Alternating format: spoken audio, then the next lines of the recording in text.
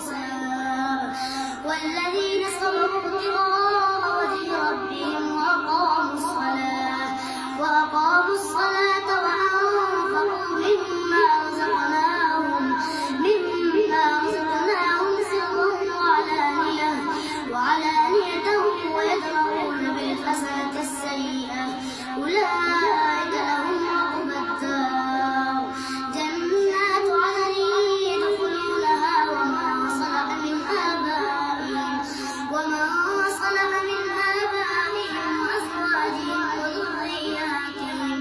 وذرياتهم والملائكة يدخلون عليهم من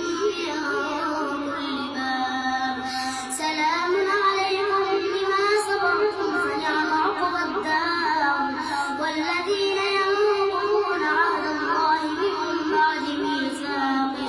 من بعد ميثاقه ويقطعون ما أمر الله به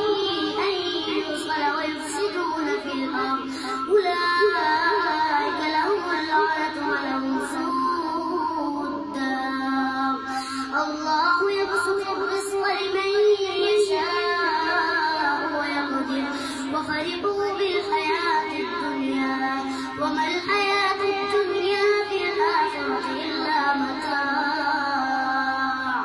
ويقول الذين كفروا لولا أنزل عليه آية من ربه قل إن الله